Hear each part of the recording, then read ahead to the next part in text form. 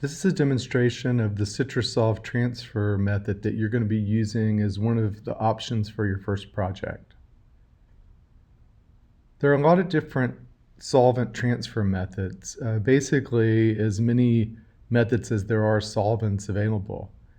Some of the early solvent transfers that were experimented with by artists like Robert Rauschenberg in the 1960s were accomplished by using solvents like Varsol or xylene or acetone. And those solvents work really well, and you can still use those today, but they're a little bit more dangerous than the solvent that we're going to use. Basically, you can also use essential oils as a solvent. So for example, you could use wintergreen oil. What we're going to be using is a product called Citra Solv, which is basically orange oil. So the nice thing about that is that it really isn't toxic. So it comes in a container that looks like this. And you can get it in a grocery store like Whole Foods. It'll be in the cleaning aisle. It's basically a cleaning product. When you purchase it, you want to make sure that you get the concentrated version. If you get one of the versions that is diluted, it won't work. If you cannot find it locally, then you can get it online. So that's the main thing you're going to need. You're also going to need a container for your solvent. Now be aware that the container needs to be either glass, like this glass mason jar, or metal. A plastic container will dissolve over time.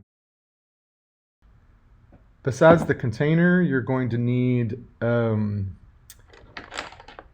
paintbrush. You're also going to need a brayer. Now, you can get a separate tool to use as a brayer, but I basically just use the other end of the paintbrush. Or you can use a pencil as a brayer. You're going to need some masking tape or artist tape. So I have this green, actually I guess it's painter's tape.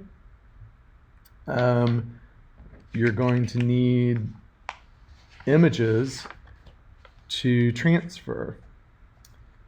So it's important when you select your images that you're using images that are not inkjet images. So in this case, these are toner images that were made on a copy machine.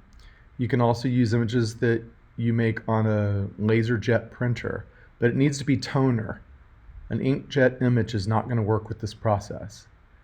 In addition to images that you print or copy, you can also use images from newspapers or magazines. Now, whether those images work well kind of depends upon the printing process. So some magazine images may work really well. National Geographic magazine images tend to work really well, and other images from magazines may not work at all. The other thing to make note of is an image that is high contrast tends to work better than an image that has lower contrast. So the first step in the process is you want to get your container and just fill it. Don't fill it, but put a little bit of the solvent, the Citra Solv solvent, in the container.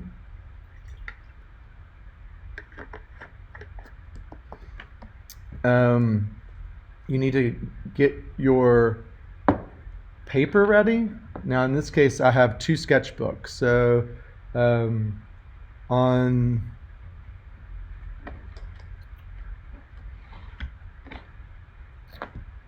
this sketchbook, right, is cold press paper, so it's going to have a little bit more of a texture. This second sketchbook is hot press paper, so it's going to have a little bit more smooth surface. You'll tend to get good results with either, but they'll look slightly different. On the cold press paper, you're going to get maybe a little bit more texture in the final print, and in the hot press paper, you're maybe going to retain a little bit more detail. The other thing that you might need is a pair of scissors, basically just to cut out your image. So let's start by doing a smaller image.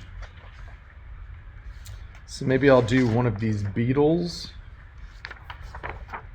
So I'm going to go ahead and cut that out.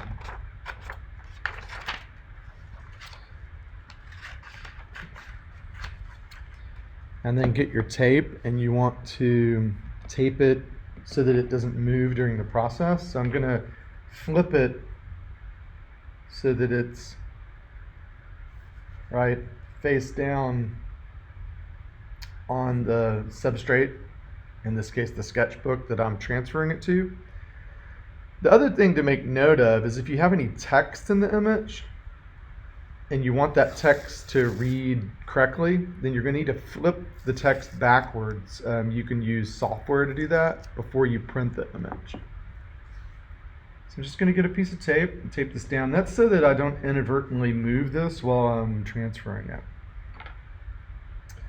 Get your paintbrush. Actually, I'm going to use one of these smaller ones. You can also use a sponge for this. Basically, I just need to saturate the back of the paper. So you're going to be able to see that the paper starts to become a little translucent. And you can see the image, in this case, the image of the bug.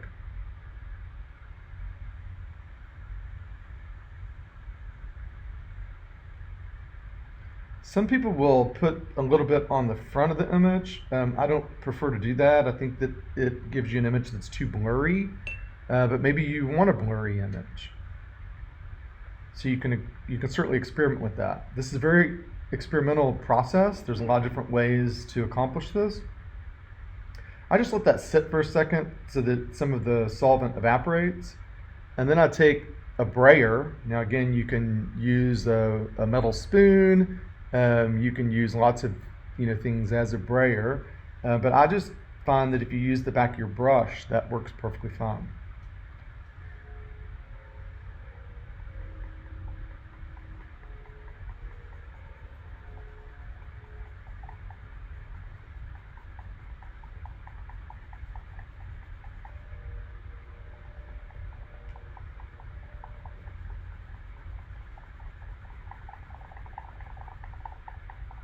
So what I'm doing is I'm applying pressure. I'm just holding it with my hand to keep it from pushing the paper side to side, which will get the print out of registration. So you're just going to apply pressure across the entire surface of the image that you're trying to transfer.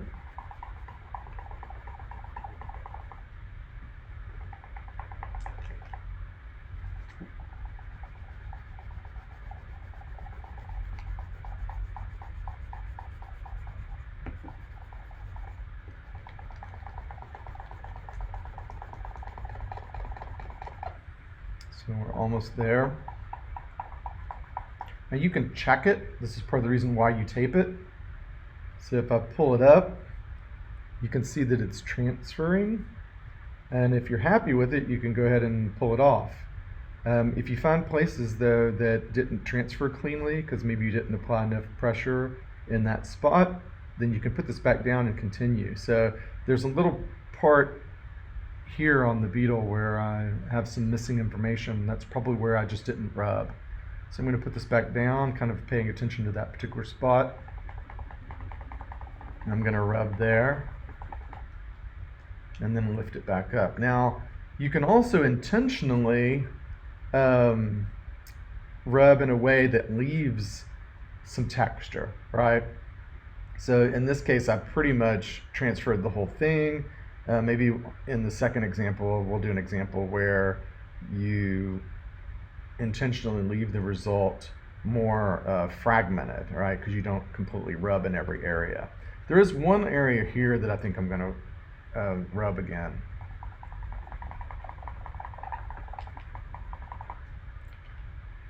Okay, so there we have it. I can go ahead and take this off. Be careful when you're taking the tape off so that you don't pull the tooth of the paper off, right? Don't rip the surface of the paper.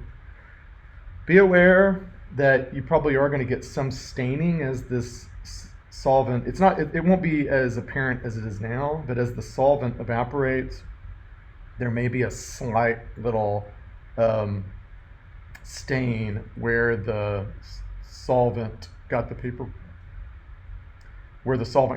wet. So maybe we'll do a different beetle, and we'll do it on a different paper. So that was on the hot press paper. Let's now do it on the cold press paper.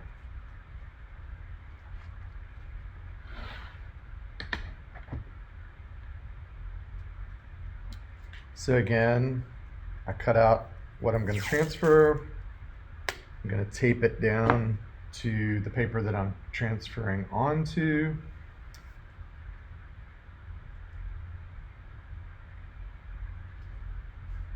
You're going to get some of the solvent on your brush, and you just want to brush that on the back of the paper. Don't want it to be too saturated. It just needs to be kind of evenly saturated. So if you have any areas where it's kind of collecting in a pool, kind of spread that around so that that is evenly distributed. Okay, this time I'll leave part of it not rubbed completely so you can see how you can use the rubbing to generate texture, right? And you may like that texture aesthetically.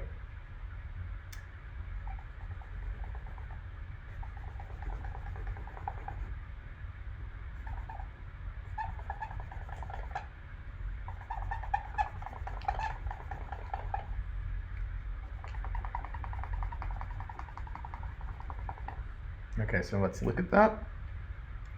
So in this case, I didn't rub completely. So you're getting white gaps in the image of the beetle. And if you don't like that, you can put this back down and just rub more. But if you do like that aesthetically, you can leave it, right? Maybe you like that kind of degraded look, right? I think I'm going to leave this one, and then we'll do another beetle on this particular paper, which is the cold press paper. It has more of a texture, so we'll do a third beetle, and I'll rub this one completely.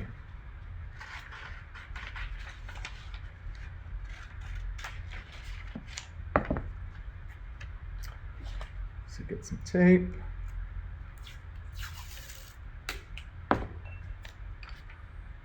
Tape down the beetle.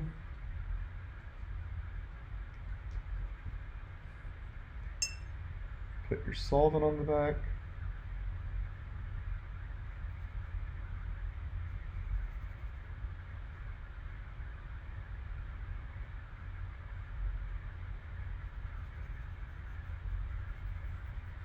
When you're doing the solvent, make sure you don't get it on the adhesive of the tape, because it will dissolve that stickiness on the tape and your tape will let loose. Then I'm going to rub it, and I'm going to rub this one more similar to the one I did the first one, so we get a more complete image without that kind of texture.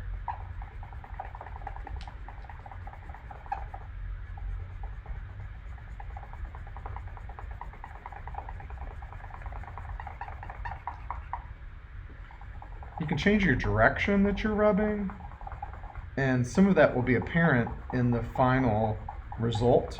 So that's something that you can use to your advantage. If you don't want to do that, then be consistent in the way that you direct your lines while you're rubbing. Let me check this. You still have some gaps, so put it back down. Concentrate just on those areas where there were gaps. Check it again. Still have some gaps on the foot.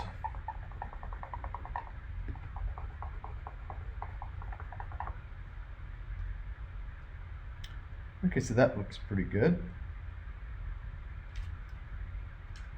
So let's take that loose. Okay, so there's 3 different examples.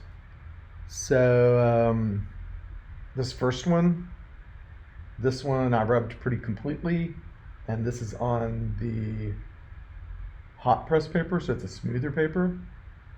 I think I actually like it better on the cold press paper. The cold press paper isn't being stained as badly by the solvent. So the second one I did, I rubbed incompletely, so you can get that kind of broken, fragmented aesthetic. So it looks like it's deteriorated a little bit. And then the third one, just so you can compare the two side by side, I rubbed it completely. So let's do one last one where we do a little bit larger image. I'm gonna turn the page here.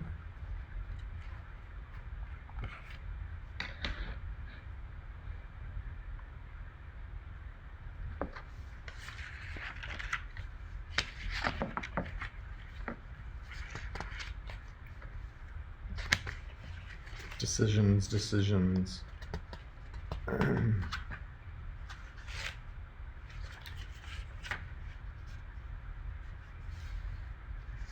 have this image of these 2 parakeets, so maybe we'll do that image. So I'm just going to cut it out.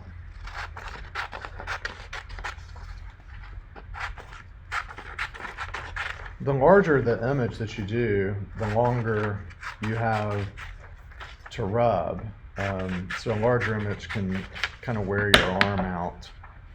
You can obviously, take a break for a bit. So I'm going to tape this down.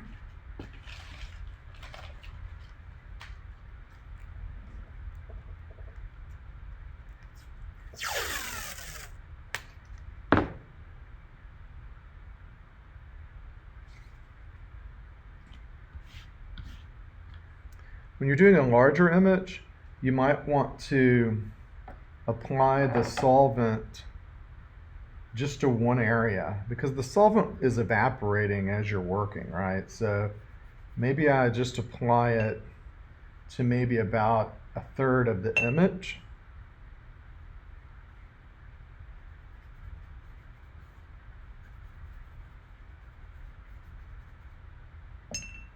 Go ahead and rub that.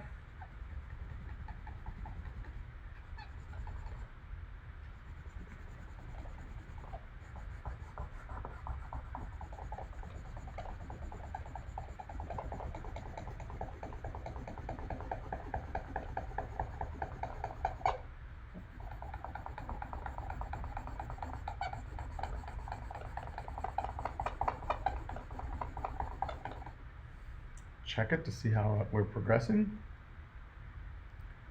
I have some gaps, so let's rub it some more.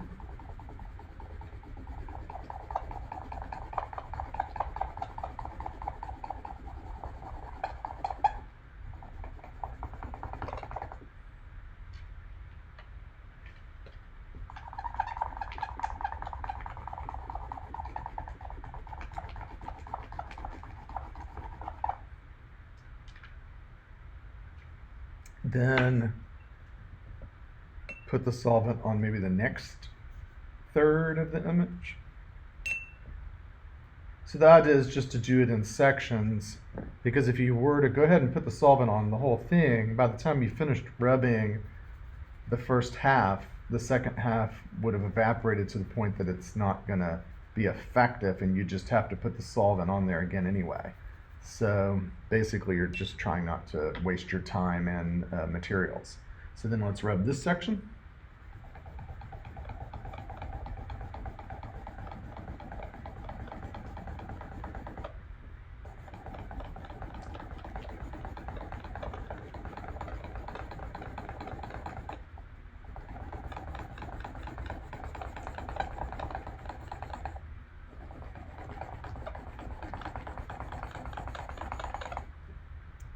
just lift it up and check it. Okay, so I have some gaps. Let's go back and work on the sections where I have gaps.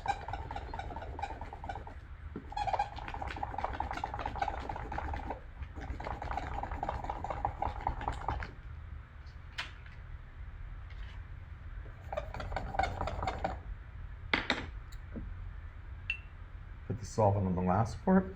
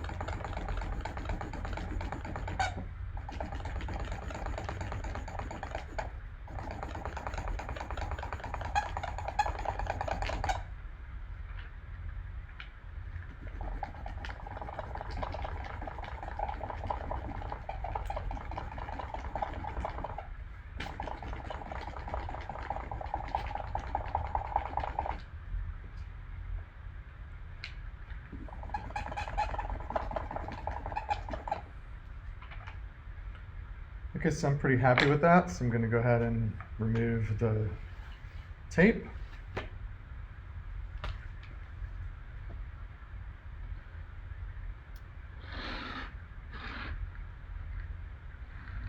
And there's the finished image. Now you're still going to get some texture, like I like that texture at the top. I tried to rub completely in the most important parts of the images, so the birds themselves. But then on the edges, I kind of like that aesthetic of having that rough, deteriorated looking edge. So this is basically the process. This is Citra Solv solvent transfers, but you can experiment with a lot of different types of solvents. Pretty much anything that is a solvent. I've even used Shout for taking stains out of clothes. Anything that's got a solvent in it you can use. Now, be careful though, because some solvents are more dangerous than others. I recommend the Citra Solv because basically it's just orange oil. Have fun experimenting with that, and that's all for now.